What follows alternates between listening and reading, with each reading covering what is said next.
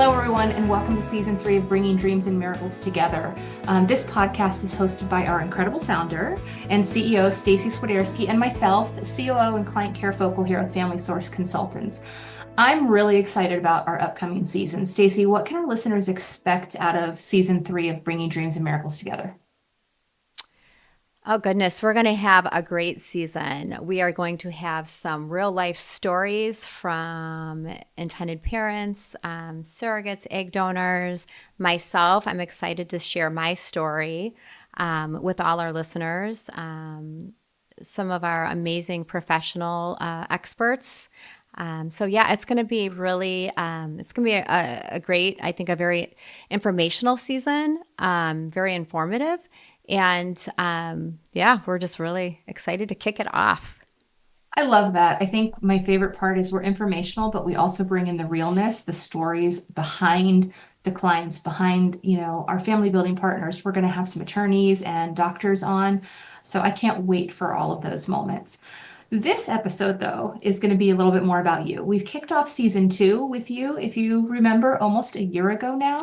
And kicking off Season 3, what I learned is that you've shared your story many times, from magazine articles to other podcasts to just in general when you're talking to clients and others. But you said something to me last week that you actually had a lot of failures leading up to the success of your surrogacy journey and the birth of Trey. So I kind of want to start with, I want to hear your story that we haven't heard before.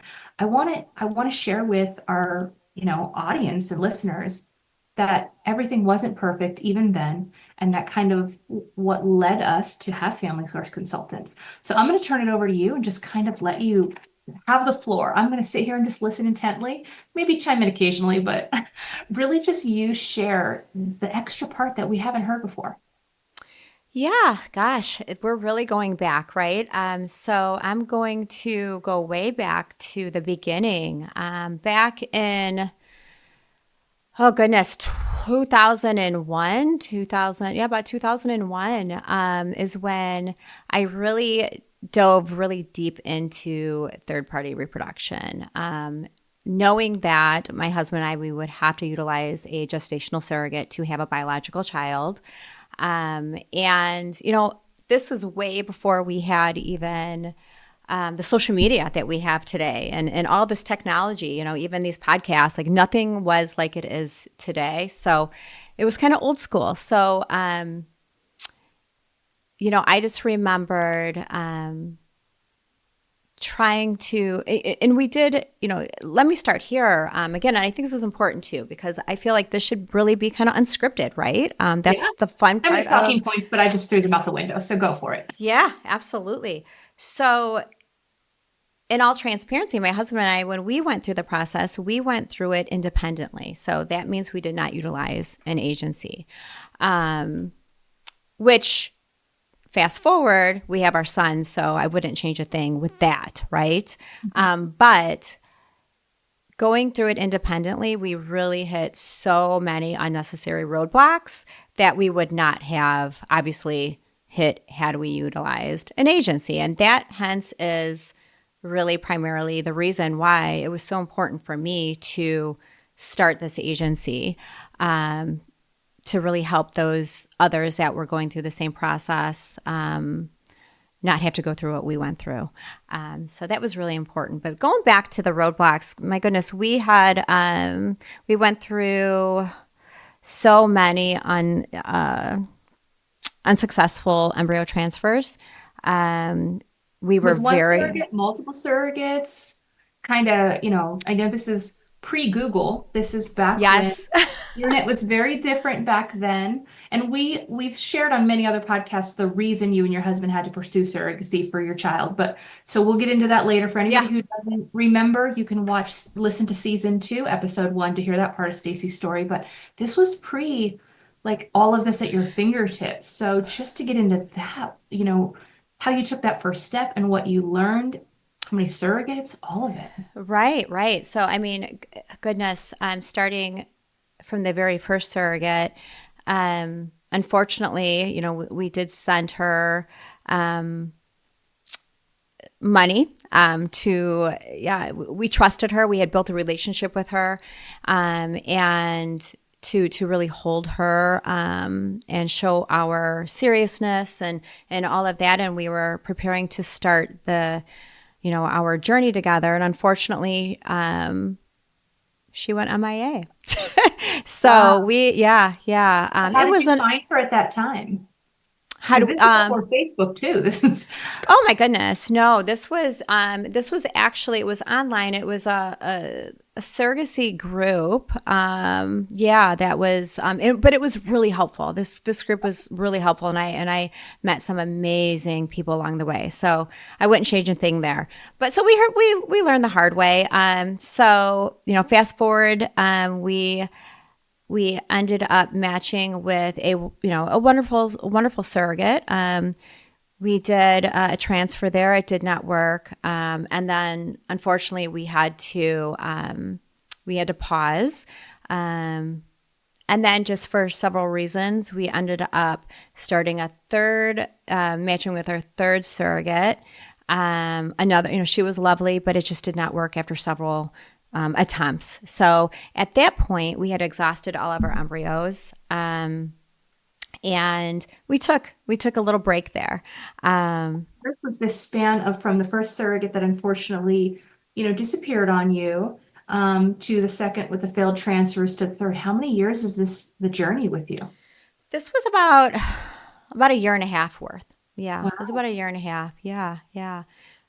Because the matching time and then the medical screening and the legal process it takes time and then leading up to the embryo transfers and then like I said a few failed transfers but then we exhausted unfortunately all of our embryos and then at that point the surrogate she also took a break. It's hard for the surrogates as well. Yeah. She was bummed. She was bummed as well with that failed cycle because everything was picture perfect up to that point. We had good quality embryos. She had a great lining, but things just happen, right? They just happen, and so we paused, and she decided to just put her journey on hold, understandably so, and we did as well. And then at that point, we had a friend that approached us that had offered to be our gestational surrogate, and she was very local. We lived in the same city, and at that point, we just said, well. This is amazing. Like it was, it was amazing. And so then what we did is we switched to a closer fertility center Okay. near us and we created more embryos. And then at that point it worked the first time. So it was wonderful. We transferred 2 embryos and we had 1 son. So I know I did like a fast forward, but it was, feel free to, I do that, but feel I free think to the biggest thing is, it just goes to show that even though you do end up with a successful journey and you had your son and he's now recently 19, correct? 19. So Yep. it's been a while. You also went through a lot of heartache and failures and hopes up, and you were in that state of loss continuously. And so it just something for our intended parents out there, keep trying as much as you can because it just takes once. And you were kind of proof of that. Yes, it really does. And and again, that was the vision starting this agency to really continue to put our hope and our trust and our empathy here to each and every journey. And that's something that again, the vision that for the rest of my time, I want to ensure that is is well received on our clients' end. That's a foundation of all that we do, It's really, is so important. passion. How did you stay positive during all of those? Because, we're dealing with journeys that are going through that right now, and it's really overwhelming sometimes for the intended parent, even the surrogate, they feel it, they're going through it physically, the failed transfer. How did you keep your hopes up? How did you and your husband stay focused on that, but not, still also feel the feelings. Like, we don't want you to just ignore them. You're still human. Yeah. So, I really just knew at the end of the day that it was going to work. I believed in the science behind it. And I saw all around me so many successful journeys happening. So I knew it was possible. It was just one of those things that was like, when is it going to be my turn? I know it has to work. It has to work. My husband was great. He just plugged right along. I was really more the doer. Mhm. I took charge of the entire process. But I didn't want to give up. I knew that at the end of the day that this was our dream, Mhm. and I was going to make it happen. No matter how many attempts it took. And but there also back then. Again, I'm going back. I mean, almost 2 decades ago. Yeah. Um, there were not near the support groups that we have today. Obviously we didn't, there wasn't such thing as like, all these amazing online Zoom support groups Yeah. that we have now. They were just, they were very few and far between back then. So I really didn't, I didn't reach out that way. Again, I had a few friends that I would really rely on and count on, but other than that, it was just I knew it was possible, and so I just kept plugging along. I love that. You just believed. And so you essentially willed it to happen. I It, did. I it manifested. Isn't that the Like, new I thing? You will say that manifest. is, for those of you who don't know Stacy, Stacy's big on manifestation, and all of a sudden things just happened. So I can see that even 20 years ago that was so you. I love now that there are so many resources out there for all parties, intended parents, surrogates, donors, everyone, and then the amazing mental health professionals in the field. Just the resources at everyone's fingertips today, I think, is absolutely incredible. Um, So you know, helpful. you were talking about, you were able to use your own eggs, which is wonderful that you and your husband were able to create your own embryos. But during that time, you also became an egg donor. How did you learn about egg donation? Because without just it in your face and on Google, it's not like it was something that was commonly talked about. We're still trying to normalize the conversation today. So that many years ago, how did you learn about it and decide, you know what, I want to do that and help someone else because you do have eggs? Talk about that because I know that's so deeply important to you as well. Yeah, yeah. Thank you for bringing that up. That's a great question. Back then, egg donation, it was still, it was spoken about and it was discussed. It just obviously wasn't as heard about as it is these days. But again, knowing others who have gone through it, so that the seed was planted for sure. So I knew about it. But after our son was born, I was approached by, well, I'll back up a little bit. A friend of mine had neighbors who were going through infertility, and they had sent out, I want to say, I mean, oh goodness, this was a while ago. I want to say they had sent an email out to maybe friends or, people that they had known that they were looking to expand their family and were interested in obtaining an egg donor. And so she had shared that with me. And I thought, maybe it's something I could do because remember, I've already gone through the egg retrievals. Mhm. We had our son by this time. He was just a tiny baby. And, and it just worked.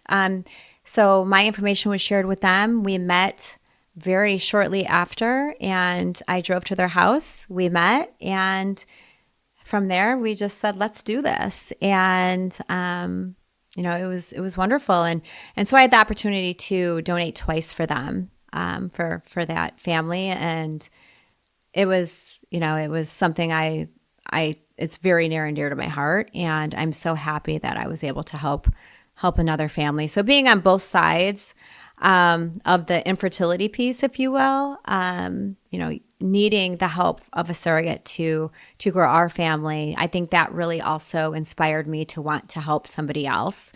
And so being able to do that, it was, it's a beautiful thing, and I'm really, I felt privileged that they selected me. I love that. You were a known egg donor, and that obviously is that this was not just behind closed doors. You met them, you shared information. That wasn't very common back then. I know it's becoming more popular today, especially with genetics and DNA tests and all of those things, which we'll talk about here in just a second. But was it a foreign concept to you, or just you dove right in and say, you know what, I'm just going to do this? What made you do something so not the norm back then? Yeah, that's another great question. To be honest with you, I wasn't actively looking to be an egg donor. So when this just was brought up, and I thought, well, since I've gone through the, several egg retrievals on my own, I knew it was something that I could do, and I had no difficulty when I was going through my own egg retrievals to create our son. Um, Again, because I wasn't looking to be an egg donor. So the whole anonymous portion of it did not even, it wasn't something I would be interested in anyways. Okay.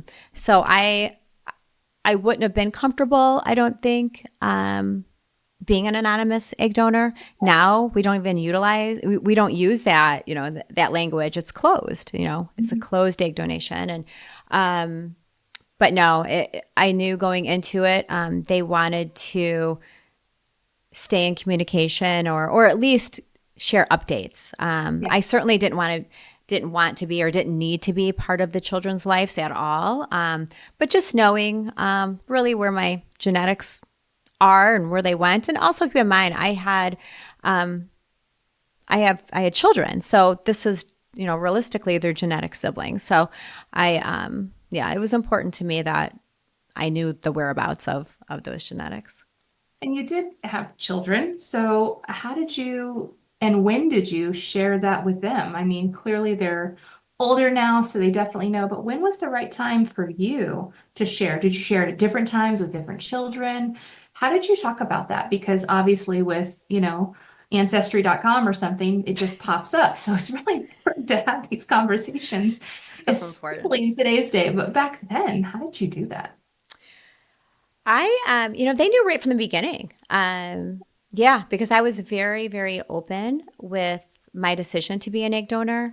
Obviously, very open with surrogacy. And keep in mind, too, after my son was born in 2003, the agency, or I'm sorry, 2005, the agency launched in 2007. So all of these moments really moved pretty quickly. Um, so my whole family, my friends, everybody that knew me knew that I had started this agency. So they knew my passion behind it. They knew that we had a son through surrogacy. And so me being open about being an egg donor, I was proud of that. And it was all over the website. And so my children knew about it right away, right away. So as a matter of fact, they actually, they met the children that I was an egg donor for when the children were really little, and so I have photos and all that, and it's pretty, pretty neat. I love that. And do you still receive updates from your donor fan or from technically you're the donor, but from the family you donated to? I do. So we're Facebook friends, so Love that's that. great. Although he doesn't post very much on Facebook, so that's okay.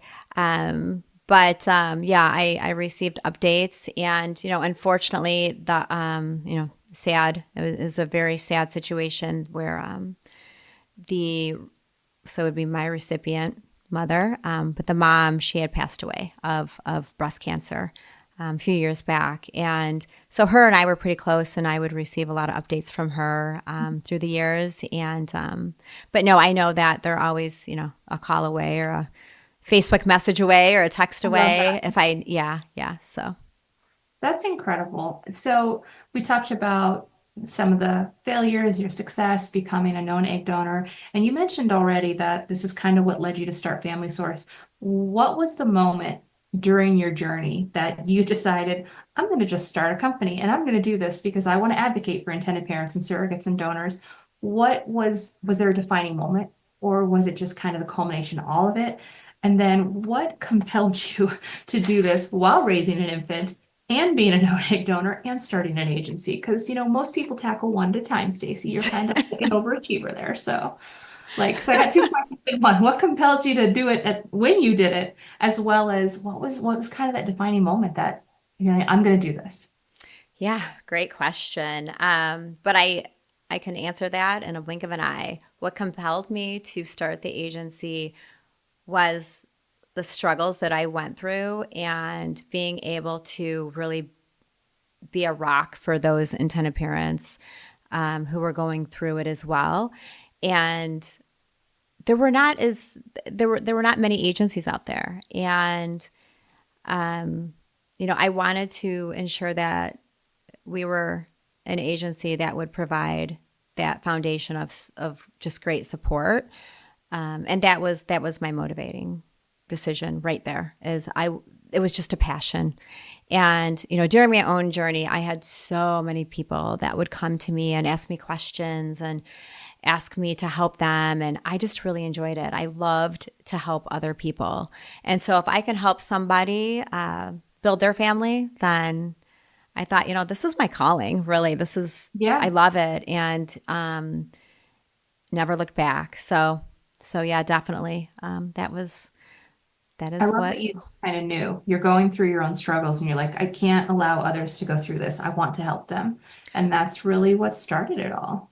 Oh, hands down. I wanted to be able to help somebody else. And then it was just a snowball effect from there. And we just, almost 18 years later, here we are. And we've had thousands of babies born through our agency. And I'm just so glad that we started when we did. And going through starting an agency, just a business, back in two, back in 2007. Starting a business at all, Stacy. Let's be that in itself. And then back then, so It was very challenging, especially having a family, but it's all about the support. My husband, my goodness, he's always been one that has just stood by my side and had always supported me no matter what.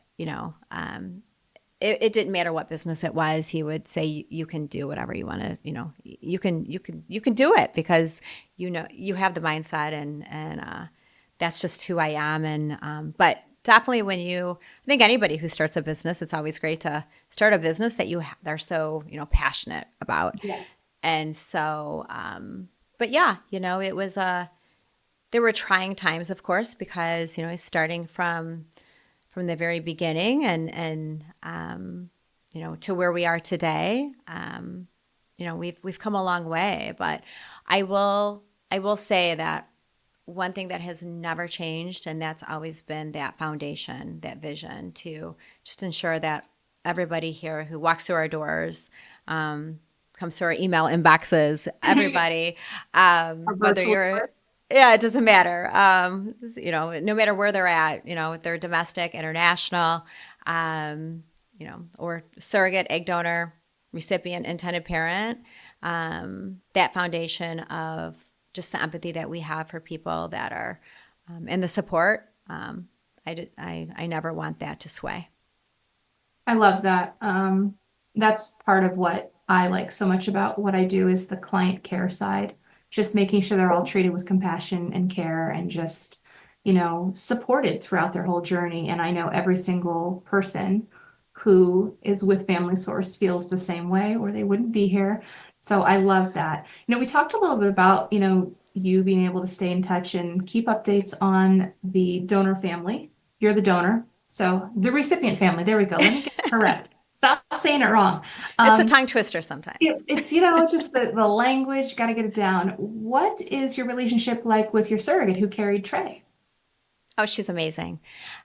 She's amazing. And, there were times through the years that we never really lost touch, but we just didn't communicate the way that we did maybe now or a few years ago. It was always kind of a roller coaster. She has a full family, and she has 3 children. She's married. She's very busy, and has an amazing life. So, but we're always one phone call, one text away, and she's just got the biggest heart. that I've ever seen, in anybody. And she's just, yeah, she's great. Yeah. I love that. Thinking back how you went through, unfortunately, three surrogates before you connected with this person. eh, And it was your friend. It wasn't even through the normal channel. So sometimes that's wonderful. Other times, obviously, it may not work out, but the fact that it did with you and you've had that bond now for over 20 years, I think that's something very special. Not that every journey needs to have it, but the fact that you do, I love. It's to me a nice, happy ending to the story. Yeah, and I definitely want to add too, though, back then, because we did live in the same town, same city. Um, I think that's great on so many levels, Mhm. but also I wish that she would have had more support for surrogates. And I think, again, this is 20 years ago. My son is 19, so you figure pregnancy and all that. So 20 years ago, I wish she would have had more support. Because to be honest with you, I probably was one of those, intended parents that I was, maybe nervous or, Mhm. if I see her in town and it's snowing and I'm like, oh my goodness, you get a little, you can get really, it's hard as an intended parent because you have zero control, right? Even though Mhm. you have nothing, I had the utmost trust in her, but the things that you just have zero control over, it's tough. So I do wish she would have had more, support. And that's something too that I really like to talk about, and because it's embedded into our agency, Mhm. is the support that we have for our surrogates, through our program. And again, learning from my past personal experience, that's something that's really important to me as well, that the surrogates have I that. say, is that kind of what um, compelled you, we'll use the same word, to Yeah. make sure that the surrogate support group really was founded, managed well, and their care was given extra attention. Oh, 100%. 100%. Yeah. It's just so important that I learned that it's just as important, I feel. And this is coming from a former intended parent, right? That the surrogates have adequate support as the intended parents do.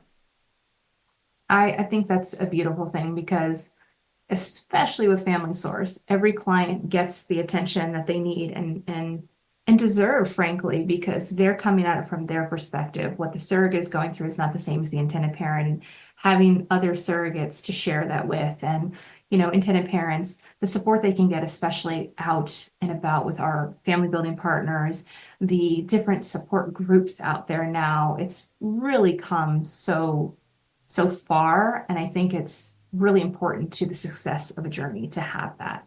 And you For saw it sure. years ago. And I love that. Did things before they were popular and cool, Stacy. You jumped right in because you saw it and you saw a need, so you took care of the need. Just a Um, trendsetter, right? well, I would say, yeah, I think you kind of are. And I think that's what makes this so special because this was born through experience, not born through any other reason other than you saw this, you felt compelled to create I knew and there was a need. I really felt that there was a need. yes. Yeah, And but then you actually acted on it, which I love, you I know. did. And I continue to, to this day. We Well, can and always get we're better. coming up on our 18th year operating here in January. This is absolutely incredible. So what can, we look forward to for the next year? More babies, obviously. We've celebrated over 1,300 babies born, but what else? Just a lot of growth. I'm really excited to share that, and just building just even more relationships with our family building partners. And through the years, just seeing the different, the laws develop. That's been really exciting, and the success rates they've climbed as well, and just the opportunities, that we have in our industry, in our field, and just to really capitalize on that, and just to ensure that we are supporting everybody who we have the privilege to do that, and really excited for that.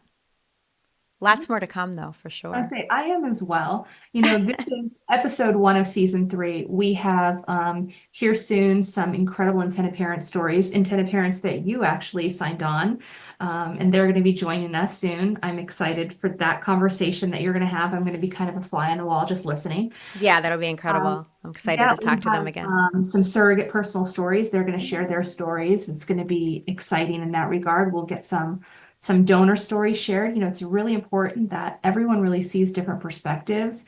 We also have some exciting family building partner relationships that are going to be joining us for podcasts, from attorneys to different clinics to cover various topics.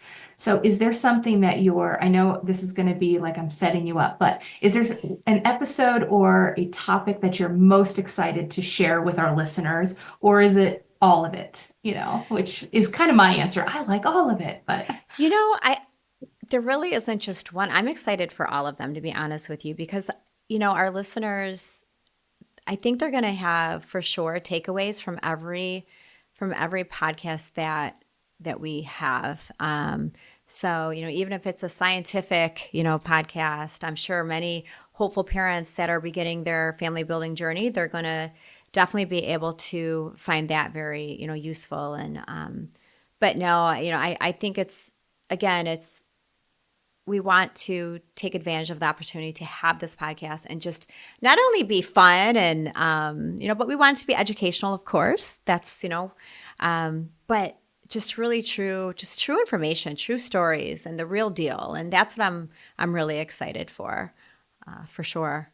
how to say it any better than that, bring you the realness, the personal stories, whether you're the surrogate listening to the intended parent story and what they're going through, or the intended parent listening to the surrogate, the donor listening to the recipient parent, just anything like that, I feel like is just going to enhance the experience for each other. Also, exactly what you said, whether it's scientific or it's an attorney, you're going to want those tips. You're going to want that information. The genetic testing, anything like that may seem, oh, that's not, no, just listen to it anyway. It's going to help. So I loved that. I think that's kind of our tagline, bringing dreams and miracles together, the real podcast. Right. Like I There's said, there's it's nothing fake about this. It's just genuine stories, genuine facts, things that can help you on your journey. Um, yeah, for sure. so I thank you for sharing, more about yourself and your journey. I know we've talked many times over the years about it, but hearing really just that you went through your own struggles and that was really what started all of this was special for me, hopefully for the listeners. But as we close the episode, is there anything you'd like to share to end episode 1? Of course, I think since I shared my story and because maybe a lot of people out there don't realize that my husband and I, we went through struggles before we had our son. And so I think it's important that, intended parents and surrogates as well, just don't give up. Don't give up and know that you have our team's full support behind you. And, anytime that we received the news that maybe there was a failed embryo transfer, or maybe a surrogate didn't she didn't pass medical screening, or anything that is negative and not as planned, we feel that, and it's we're upset as well. We don't so but it is our goal to get everybody right back on track, to Mm, move forward and to have success at the end of the day. And so I think that's really important. Again, that was my motivating, story was for myself was, again, we didn't have the support that we have today. It just mhm. really wasn't around, almost 2 decades ago. It was a little bit here and there, but nothing like it is today. Yeah. Um, but again, I just knew that it was a possibility, and I knew I was going to keep going, and I'm so glad I did. Our son is 19 now, and I'm just so thankful that we didn't give up, after the second or third failed transfer. And that's all I can, I can really support everybody to just keep moving forward and do not give up hope, because it will happen. You know, they will have success if they just keep plugging along. As hard as it is, I know it's tough. And I think that's the bottom line. You understand, you empathize because you lived it. I lived it. Yes, absolutely. You said something to me just to close the episode. I don't know if you remember, because it was a couple years ago. It was in the very beginning. Okay. But you said it's easy to celebrate the wins of a journey. The challenging part is to be the professional, compassionate, empathetic agency during the struggles and challenges, because that's where we need to shine. We need to be there for them on both. And I think I may have botched the wording on that, but the gist of it is anyone can celebrate the wins, but we're going to be there for you through the good times and the challenges. Absolutely. Absolutely. And we will do everything in our possible control to, like I said, get them right back on path and move forward to that successful journey. I love that. Well, with that, we're going to go ahead and end episode 1 and looking forward to all the new episodes coming to you guys soon. Great. Thank you so much, Cara.